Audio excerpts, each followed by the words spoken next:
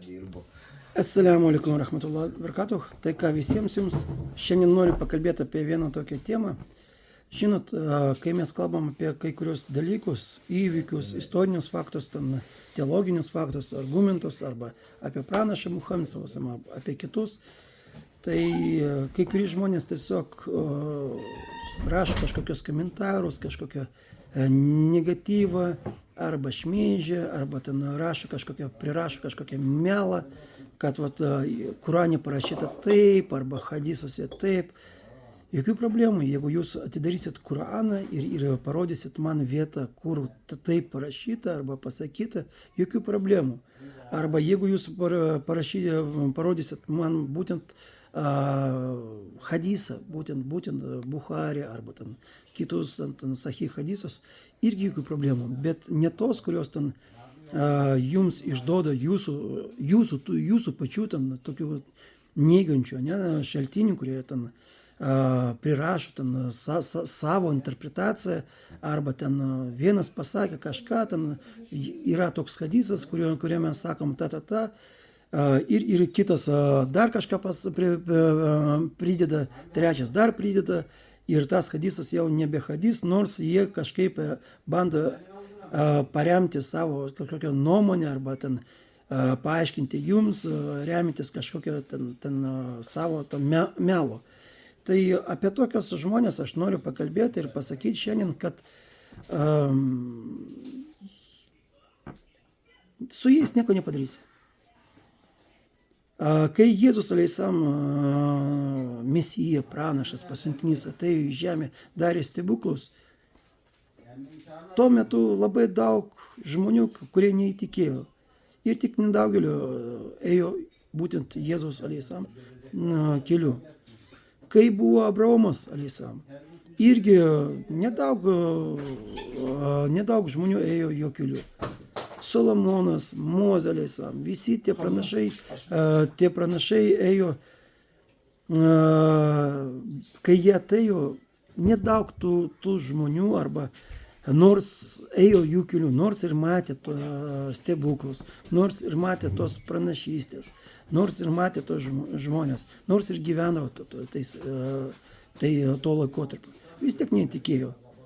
Ir dabar, žinot, kalbėtas kažkaip diskutuoti arba kalbėti su kažkuo ten, kuriam atrodo, kad žudyti mažus vaikus yra viskas gerai, daryti genocidą, arba skirti žmonės pagal rasės, tautybės, arba tiesiog sakyti, kad dievų yra daug, bet tie dievai kaip ir kartu apjungęs yra vienas tas pats dievas, kurie nepripažįsta.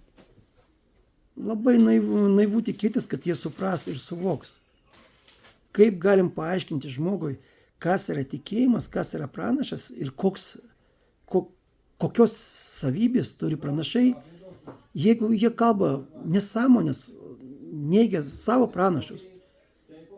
Jeigu mes pažiūrėsim, ką rašoma Biblijoje apie tą patį Nojų, tai ką jam, kas parašyta, apie Lutą, paskaitykit, ką rašoma apie Lutą, kad jo dukros su juo santykiavo ir jie to tiki, kad pranašas, kuris buvo siųstas būtent parodyti žmonėms kelią, jo dukros, jisai buvo girtas ir jo dukros santykiavo su juo. Ir jiems čia atrodo normalu. Arba kaip ten toj pačioj Biblijoje, arba ten Senajam, Naujam testamente sakom, kad yra dievų susirinkimas. Ir po to jie ateina ir sako, kad mes tikim vienu dievu, bet lygina save su dievais. Tai klausimas toks, ką galima jiems paaiškinti? Galim paaiškinti tam žmogui, kuris nori išgirsti tiesą. Galima pakalbėti su tais, kurie ieško tiesos, kurie nori atrasti tiesą.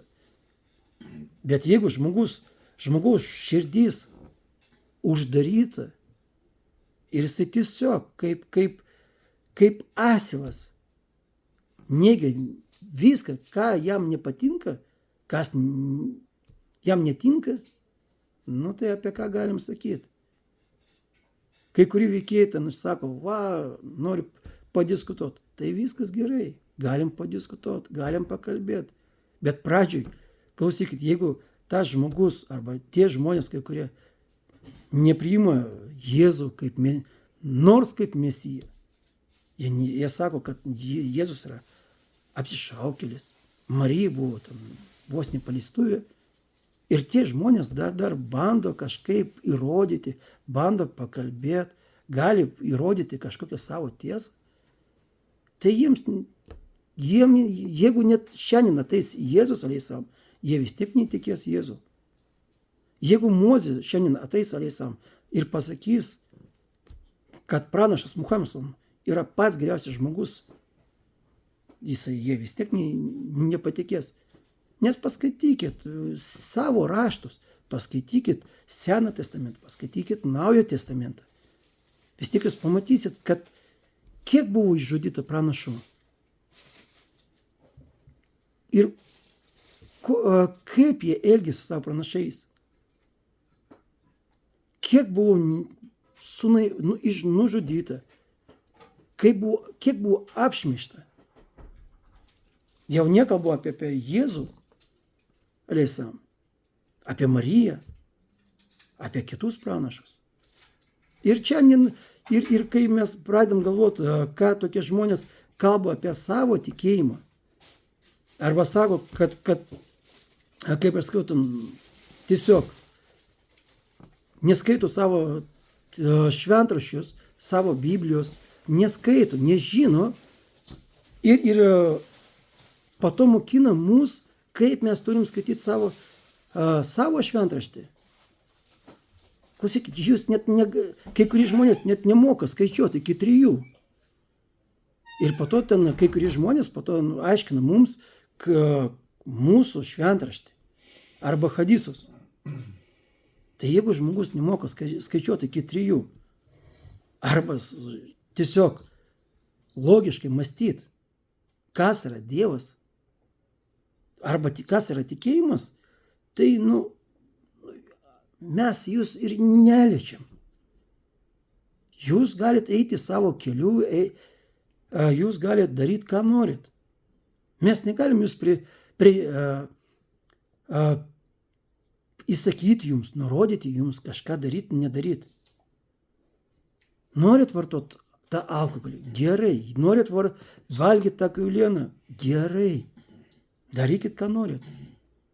Bet tuo pačiu momentu, mes norim paprastos pagarbos mums. Mes netrukdom jums. Mes tik sutikėm jums tos žinius ir viskas. Yra vienas tikėjimas, yra kitas tikėjimas, yra trečias tikėjimas, pagal vieną tikėjimą taip, pagal trečią taip, pagal ketvirtą taip ir tiek. Mes negalim priversti jūs būti musulmonais. Ir mums to nereikia. Nes čia ne mūsų darbas. Ir čia ne mūsų kompetencija. Taip, Allahas kažkam atidaro širdį ir jie tampa musulmonais, kai kuriems ne. Taip pat ir jūs sakot, kad kažkas, čia turi būti kažkas ten viduj. Dievas turi būti viduje. Tegul būna. Čia jūsų nuomonė. Aš, kaip ir sakiau, aš nepritariu tiem žmonėms, kurie sako, aš gerbiu visas religijas, visas tikėjimas. Taip, aš nepritariu tokiam žmonėms.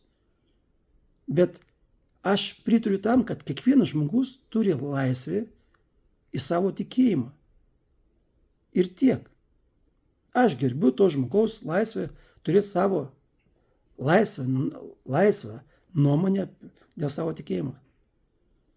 Bet jeigu aš žinau, kad 1+1 lygu 2, aš niekada nesakysiu, kad to žmogaus atsakymas, kuris sako, kad 1+1 lygu 3, aš sakysiu, čia neteisingas atsakymas, nes aš tikiu, kad 1+1 lygu ir buvo, ir yra, ir bus visą laiką tik 2. Tai klausykit, šiandien labai daug ten klausimų ir diskusijų ir kažkokio šmeižto arba ten pasakymų. Tikrai mes negalim, ir pas mus nėra tikslo priversti jūs tikėti arba netikėti. Priversti jūs ten būti musulmonas arba nebūti musulmonas. Mūsų tikslas yra tik suteikti žinios ir tiek. O tie, kurie tapo musulmonais, suteikti jiems galimybę atlikti savo apeigas, savo maldas, palaikyti savo kažkokią gyvenimo būdą. Ir tiek. Bet mes visą laiką sakėm ir sakysim, kad nėra prievartos tikėjime. Bet kaip aš sakiau, jeigu kažkas nori atsisėsti, pakalbėti, bet prašom visą laiką, galite ateiti pas mus, bet kada paskambinkite, ateikite į svečius, pavaišinsim jūs arbatą, bet kas. Gali ateiti ir pavaišinti, ir užduoti klausimus apie islamą, apie gauti kažkokią literatūrą. Visada prašom, su mielu noru. Bet, kaip ir sakiau, bet mes negalim priversti. Mes negalim pakeisti tą žmogų. Kai kuris sako, va, čia musulmonai zamboja, verboja tos žmonės, lietuvius arba... Ne. Jūs skatinat su savo dabartiniu požiūriu į tikėjimą, į pasaulio požiūrą. Jūs skatinat tos lietuvius, jūs skatinat tos žmonės tapti musulmonais. Mums net nereikia nieko daryti. Ir tai yra tokia tiesa. Tai kodėl jie ateina pas mus, tai čia ne mes kalti, o jūs galite užduoti savo klausimą, kodėl taip atsitinka. Tai ką noriu pasakyti, o tie visi tokie kažkokie komentarai, ten kažkokie rašytojai, kurie ten dieną naktį nemiega, ten rašo, su GPT čiatu, su to, nu ką aš pasakysiu, tai įrodo tokio jų lygį, išsilavinimo, žinių lygį, kad jie nieko negali pasakyti, pateikti kažkokių įrodymų iš savo knygų. Jie negali pateikti savo kažkokių įrodymų iš mokslinių knygų, teologinių knygų, kažkokių tiesiog loginių knygų. Ir jeigu jie neturi tokių galimybių, tada prasideda tas šmeižtas ir įžeidinėjimai ir ta visa neapykanta. Tai čia ir anksčiau buvo, ir pranašų laikais buvo, ir dabar, ir rytoj irgi bus. Ir dėl to aš nepykstu. Tiesiog čia patvirtina, kas yra kas. Ir tiek. Tai, kaip ir sakiau, linkiu jums visiems taikos, žinojimo, ir visiems geros dienos. Salam alaikum.